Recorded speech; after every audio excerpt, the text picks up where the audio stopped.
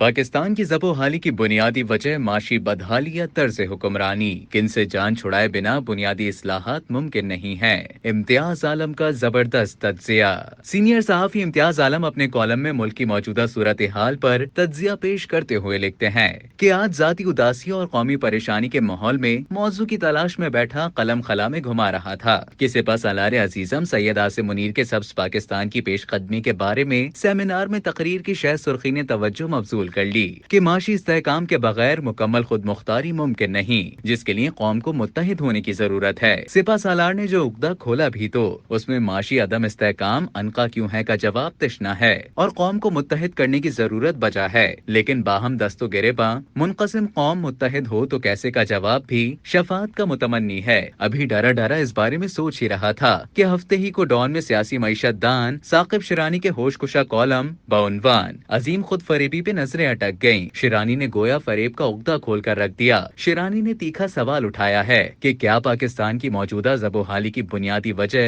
معاشی بحالی ہے یا پھر یہ معیشت کی دگرگوں حالت کی اصل وجہ پاکستان کا طرز حکمرانی ہے۔ 70 برس سے جاری مال کرایہ خور اشرافیہ کی حکمرانی ہوتے ہوئے بھلے طرز حکمرانی آمرانہ ہو یا جمہوری، اس سے فرق پڑنے والا نہیں۔ اس ضمن میں چین، جنوبی کوریا اور سنگاپور کے آمرانہ سیاسی ماڈل کی ترقی کی زبردست مثالیں دیتے ہوئے یہ نہیں بھلانا چاہیے کہ درجنوں پسماندہ ممالک آمرانہ طرز حکمرانی کی ترقی کے ماڈل سے فیضیاب نہ ہو پائے۔ شیرانی نے آمرانہ ماڈل کی کامیاب اور ناکام مثالوں کے پیچھے جو وجہ تلاش کی ہے وہ یہ ہے کہ کامیاب آمرانہ یا جمہوری ماڈل کے پیچھے ایک ایسی سیاسی اشرافیہ ہے جو شمولیتی یعنی کہ انکلوزیو کردار کی حامل ہے، جبکہ ناکام آمرانہ ماڈل کے پیچھے مال یا کرایہ خور اشرافیہ یعنی کہ ایکسٹریکٹیو ایلیٹ کا کردار ہوتا ہے جو تبدیل ہونے کو تیار نہیں کہ خود اصلاحی اس کی خصلت سے لگا نہیں کھاتی۔ ایک طرح کے خودکش یعنی کہ انٹروپی نظام حکمرانی کی ناکامی کا بوجھ صرف معیشت کی خرابی، اشرافیہ کے عدم استحکام، معاشی میثاق کے نہ ہونے یا سیاست دانوں کی ناکامی پہ نہیں ڈالا جا سکتا۔ نکمے اداروں کے ہجوم میں کسی ایک ادارے کی بلا شرکت، غیر قومی فعالیت پہ انحصار سے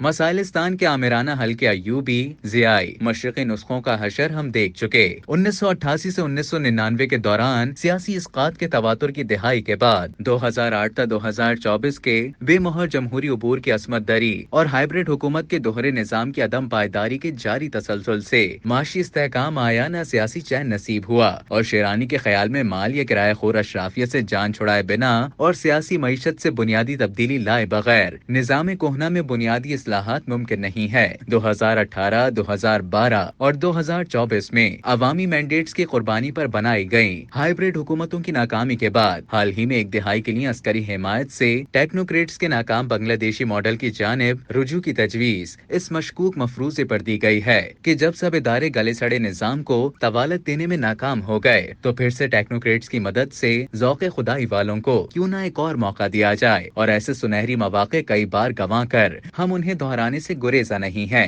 تو اللہ حافظ ہے۔ آرمی چیف سید آصم منیر صاحب جو اپنے پیشروں کے ورثے میں ملا ہے وہ ان کی بیڑیاں کیوں بنے؟ پاک فوج نے تو سیاست سے توبہ کی تھی، جبکہ اب کسی جامع ارغوانی کی بھی امید نہیں۔ افواج پاکستان کے لیے قومی و جغرافیائی سلامتی کو برقرار رکھنا ہی کافی ہے۔ لگتا ہے کہ عسکری مداخلت کے ڈانڈے ہر سو پھیل گئے ہیں، ضرورت انہیں سمیٹنے کی ہے، مزید پھیلانے کی نہیں۔ حق رائے دہی کے سرقے سے عوام بیگانہ ہو چکے ہیں تو قوم متحد ہو تو کیوں اور کس بنیاد پر؟ اب عدلیہ بھی مداخلت بیجا پہ سراپا احتجاج ہے، جبکہ سوشل میڈیا پر ڈس انفارمیشن کا طوفان اس لیے بپا ہے اور تھم نہیں سکے گا کہ مین اسٹریم میڈیا سینسرشپ کے ہاتھوں اپنا اخلاقی جواز کھو بیٹھا ہے۔ طاقت کی حد سے بڑے ہوئے ارتکاز کے اپنے خطرناک مضمرات ہوتے ہیں، جبکہ نظام حکمرانی عوامی شمولیت اور حکمران طبقوں کے مابین سیاسی و معاشی میثاق کا متقاضی ہے۔ خوش قسمتی سے مخلوط حکومت میں شامل اقلیتی جماعتیں اکثریتی جماعت پی ٹی آئی سے بات چیت کو تیار ہیں، لیکن زخم خوردہ جماعت سیاست دانوں سے نامہ و پیام کو تیار نہیں۔ عمران خان عسکری قیادت سے مکالمہ کرنے اور معاملات طے کرنے میں دلچسپی رکھتے ہیں، جو ان کے آئینی اور قانونی حکمرانی کے دعووں اور جمہور کی حکمرانی کے اصولوں کی نفی ہے۔ اگر عسکری قیادت نے ہی سیاسی آربیٹریشن کرنی ہے